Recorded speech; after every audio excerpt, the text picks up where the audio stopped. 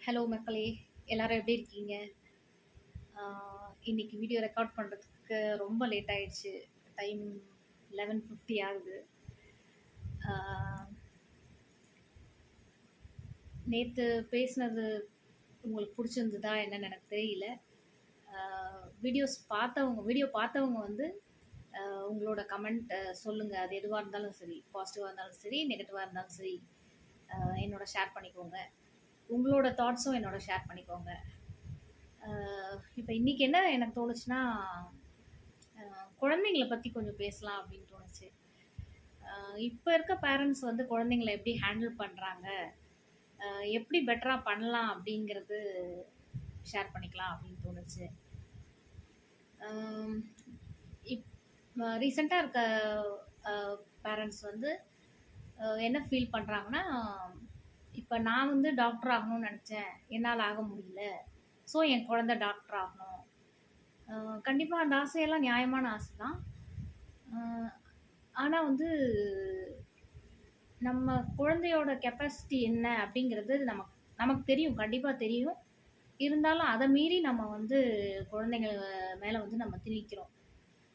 அ நம்ம அ அதாவது நான் இப்ப டாக்டர் ஆகணும்னு நெனச்சேன், இல்ல லாயர் ஆகணும்னு நெனச்சேன், இல்லன்னா இன்ஜினியரிங் படிக்கணும்னு நெனச்சேன் அப்படின்னு நம்ம யோசிச்சிருப்போம். அ அந்த குழந்தைக்கு வந்து ஒருவேளை மேத்ஸே பிடிக்காம இருக்கலாம். இல்லன்னா சயின்ஸே பிடிக்காத சப்ஜெக்ட்டா இருக்கலாம். ஆனா நம்ம கம்பல் பண்ணி அவங்கள வந்து அந்த சப்ஜெக்ட் எடுக்க வச்சு படிக்க வைக்கிறோம். அ அது வந்து நம்ம வந்து அந்த மாரி திணிக்கிறது வந்து நம்ம பண்றது நல்லதில்ல. குழந்தைங்களுக்கு ஒவ்வொரு நேரம் வந்து கொஞ்சம் வெறுப்பாயிரும். நம்ம விருப்பத்துக்கு வந்து பேரண்ட்ஸ் வந்து ஒத்துக்க மாட்டேங்கிறாங்க அப்படிங்கிற ஒரு வெறுப்பு வந்து அவங்க ஆழ் மனசுலயே இருக்கும். அது என்னைக்காவது ஒரு நாள் வெளிப்படும். இப்ப இல்லனாலும் என்னைக்காவது ஒரு நாள் கண்டிப்பா வெளிப்படும். இது வந்து பேரண்ட்ஸ் வந்து இந்த ஒரு விஷயம் வந்து படிப்பு ரிலேட்டடா வந்து அவங்களோட ஆசைய பிள்ளைங்க மேல திணிக்காம இருக்கிறது நல்லது. படிப்புன்றது மட்டும் கிடையாது. எக்ஸ்ட்ரா கரிக்குலர் ஆக்டிவிட்டியா இருந்தா கூட, இப்ப அவங்களுக்கு டான்ஸ் கத்துக்கணும்னு ஆசை இருந்திருக்கும். இல்ல பாட்டு கத்துக்கணும்னு ஆசை இருந்திருக்கும். அ அத வந்து குழந்தைக்கு இன்ட்ரெஸ்ட் இருக்கு அப்டின்னா வந்து அது வேற விஷயம். ஆனா குழந்தைக்கு இன்ட்ரெஸ்ட் இல்ல அப்டிங்கிற பட்சத்துல வந்து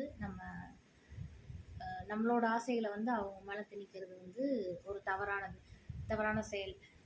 ஆக்சுவலா ஒவ்வொருத்தருமே வந்து தனிப்பட்ட இண்டிவிஜுவல். இப்ப நம்ம பெரியவங்களாயிட்டோம் அப்படிங்கிறதுனால நம்ம தான் ஒரு இண்டிவிஜுவல் பெர்சன் அப்படின்றது கிடையாது. குழந்தை அவ வந்து ரொம்ப சின்னவ, அவளுக்கு திங்க் பண்ண தெரியாது அப்படின்லாம் நம்ம சொல்லவே முடியாது. குழந்தைங்களுக்கு குழந்தைங்களுக்கு தெரியாத விஷயமே கிடையாது. அவங்க நம்மள விட ரொம்ப நாலெட்ஜபிள் பெர்சன்ஸ். அதுவும் சமீபமா இருக்க 2Kக்கு அப்புறம் இருக்க கிட்ஸ் வந்து ரொம்பவே வந்து இன்டெலிஜென்ட்டான குழந்தைங்க. அவங்களுக்கு புரியாத விஷயமே கிடையாது. நம்மள விட அட்வான்ஸ்டா அவங்க திங்க் பண்ணுவாங்க. ஸோ அவங்க கிட்ட கேளுங்க உட்கார வச்சு. உனக்கு என்ன புடிச்சிருக்கு? நீ இது படிக்கிறியா? அது படிக்கிறியா? இல்ல உனக்கு படிக்கிறதுல இன்ட்ரெஸ்ட் இருக்கா? இல்ல உனக்கு ஆர்ட் ரிலேட்டடா உனக்கு ஏதாவது புடிச்சிருக்கா? அப்படின்னு அவங்களோட விருப்பத்த கேட்டு நீங்க வந்து அவங்களோட எஜுகேஷன் இல்ல கெரியர் சூஸ் பண்றது அப்படிங்கிறதுல அவங்களுக்கு வந்து நீங்க வந்து ஒரு கைடா இருக்கணும். நம்மளோட விஷஸ வந்து அவங்க மேல திணிக்கிற ஒரு பெர்சனா இல்லாம, நீ நீ என்ன பண்றியோ சொல்லு. நான் உனக்கு வந்து அந்த கோர்ஸ்க்கு எங்கெங்க கிடைக்கும்னு நான் விசாரிக்கிறேன்.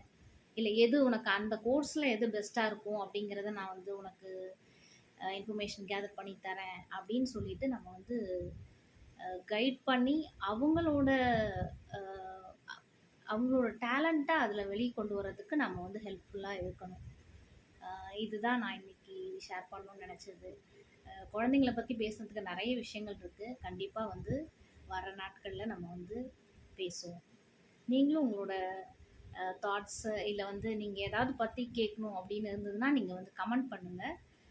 நான் கண்டிப்பா பார்த்துட்டு உங்களுக்கு வந்து அது என்ன நீங்க எது ரிலேட்டடா பேசணும் அப்படின்னு சொல்றீங்களோ, நெக்ஸ்ட் டாபிக் நான் பேசுறேன் கண்டிப்பா. Thank you.